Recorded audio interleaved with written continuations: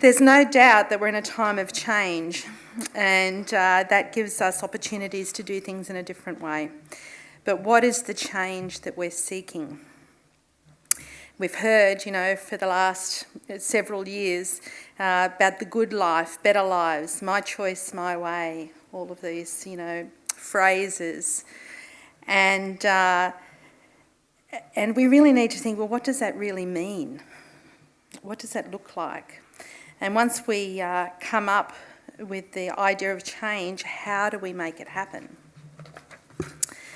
And there are many different ways to view the world, and our view then shapes how we think, respond to things, what we choose, do and say. Sometimes we can be deeply unaware that we even have a worldview or a paradigm that is shaping our lives. So as you can see, a paradigm in this definition, it affects our practices, the things we do or don't do, the choices we make, the things we think are possible or worth pursuing. Many of us have come across different paradigms over the years in relation to disability, the social model of disability, the charity model of disability, the burden model of disability, the shame model of disability, and of course what Stella Young used to love talking about, the hero inspirational model of disability. In my journey with my daughter and speaking to many, many other families, we've collectively experienced many of these ways of thinking and how it shaped what our family member have been offered in their best interests. Our family and many others have a vastly different paradigm or way of looking at the world in relation to people with disability than the majority, and therefore people's lives are different as a result. I'm going to share our paradigm with you in relation to family, learning, who people belong with, safety, contribution to the community. And I'd really dearly love to thank all the men, women and children and their families who generously contributed to the presentation, and some of you are here today, so thank you so much. Ideas about the impact on family. It's not fair on the other children. They'll be a burden on the family. Special people have special children. I can tell you we're not that special. They are punishment for sins of the past. It's in Leviticus, didn't you know? There but for the grace of God go I. And as it was been told to us many times in my daughter's life, how did she slip through the net? Instead of those ideas, our paradigm is families appreciate the uniqueness of each individual and embrace everyone in love and commitment together. And here we have the Samuels Connell children that Diane spoke about yesterday. We have Margaret, who's a very loving godmother. Who could forget this picture, the Payne family celebrating the Melbourne Cup win. We have Dan and his family. We have Jai camping with his family. This is the Sweeney children where we thought a wig was a good idea. I do apologise. All at school together. And here we have Naomi, who was the bridesmaid at her sister's wedding. Naomi, you can't even tell she's got a significant intellectual disability. She's at the far, that side, left, right, that side, far that side. Okay, then we have ideas about learning. They plateau. People have a mental age of 2. Concentrate on living skills. They're a vegetable. He's stopped learning. The gap gets wider. They can't learn. If they haven't learned it by now, they never will. Conversely, all people are lifelong learners. Emily got her driver's licence after 5 years on her learner's permit in the country town of Leeton. And her mother says now the biggest struggle that they have is now she goes through McDonald's drive-through too much.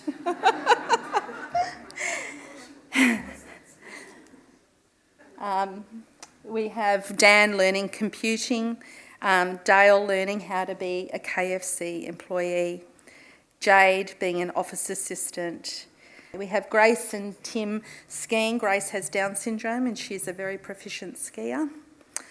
Emma was auditing classes at Sydney University. Some of you that came to, Emma's the artist, for those of you that were in my previous presentation.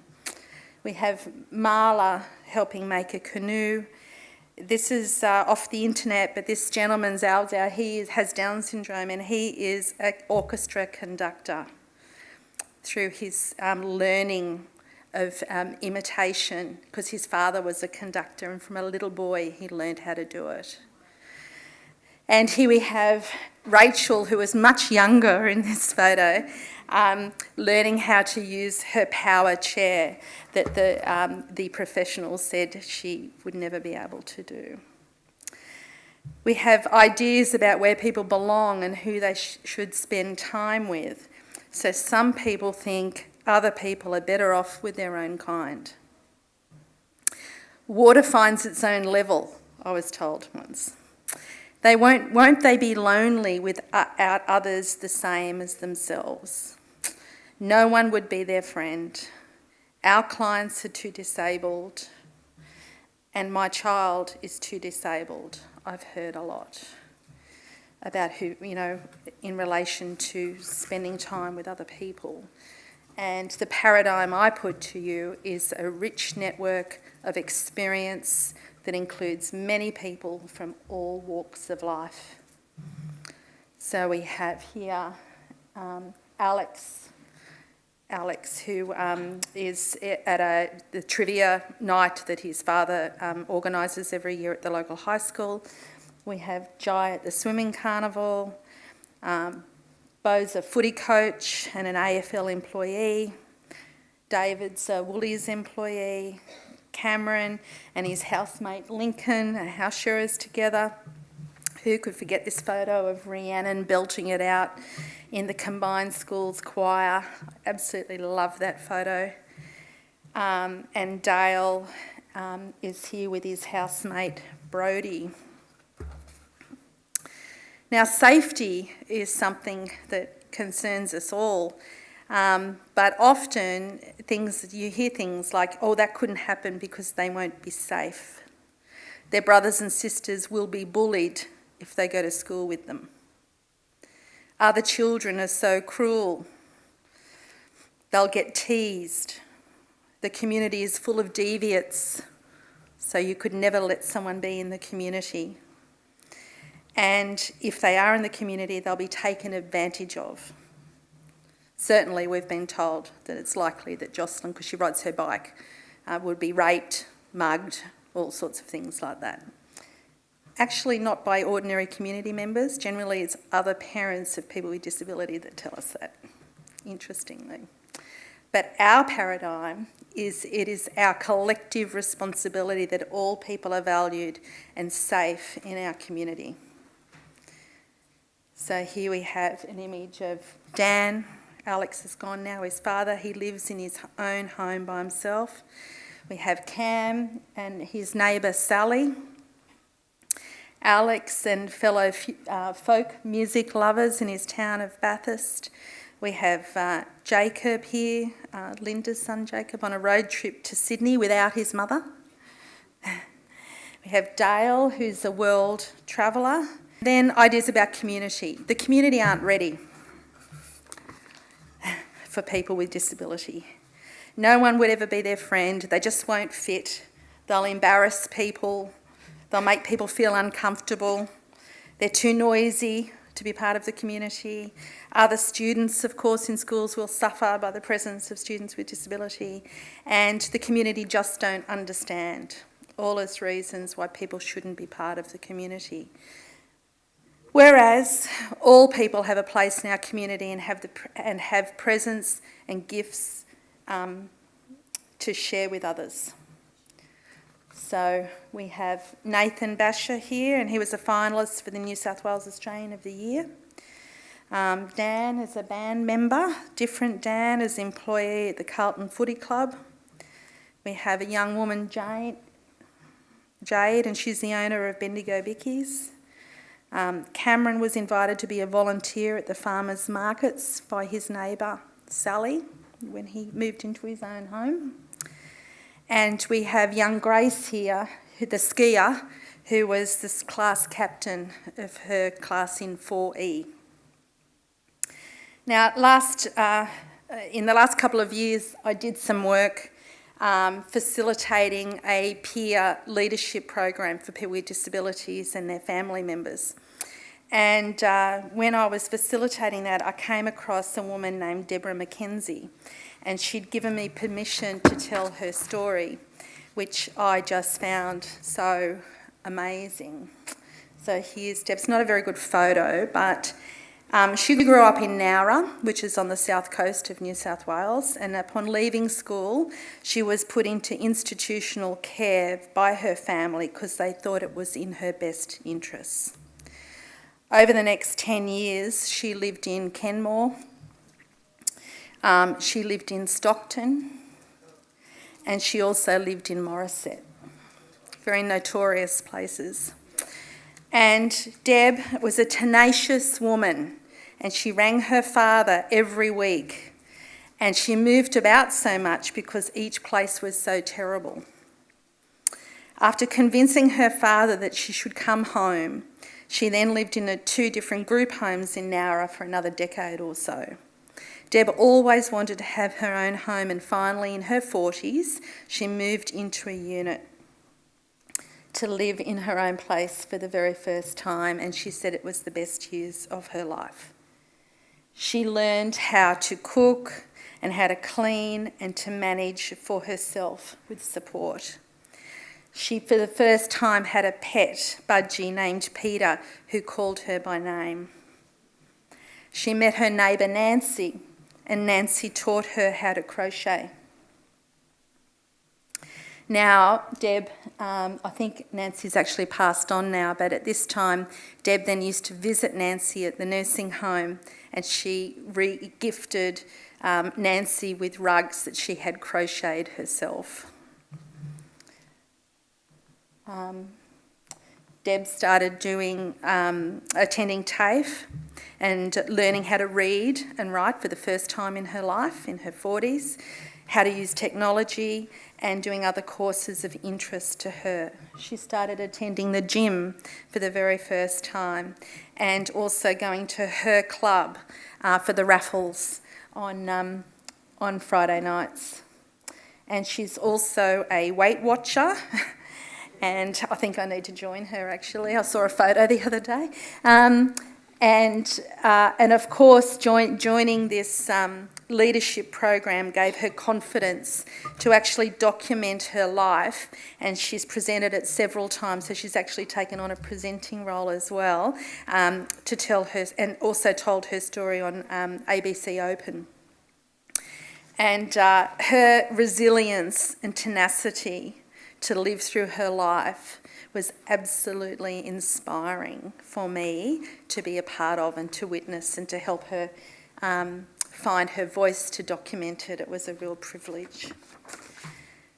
Many of the people I've mentioned were told that the things they're now doing were impossible because they didn't have the competence, because it was unsafe, because the community wouldn't be accepting, but they had people around them with a different view, an enabling view. Once opportunities are presented and taken up, all of these people blossomed. Support is critical, of course, and that's where our funding, NDIS, can assist in funding any support that's required, but it doesn't help the thinking, the paradigm. That comes from within us. If the paradigm I've presented appeals to you, then here are some tips for moving forward. We hear many services talk about individualised outcomes and personalised planning and choice and control. But if we also hear in those conversations people say they, them, those, or our in relation to people with disability, then rest assured they're not thinking about an individual. And the suggestions they make will probably reflect this. At a conference, I was talking to a CEO of a very large organisation, and when he learned that my daughter had Down syndrome, he stated, "I love the Downsies."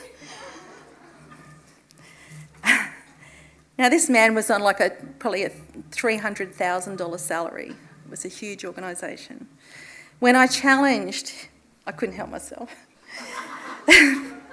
When I challenged his assumption that all people with Down syndrome were the same, he surely stuck to his opinion.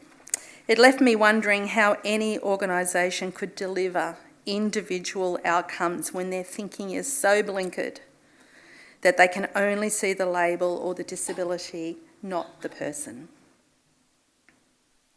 I encourage you in your quest for great lives, where people thrive, where they learn, are known, challenged, are loved, work, and their individuality is nurtured and appreciated. I firmly believe that that is indeed in people's best interests. And to close with a quote, "We are what we think. All that we are arises with our thoughts. With our thoughts, we make the world." Thank you.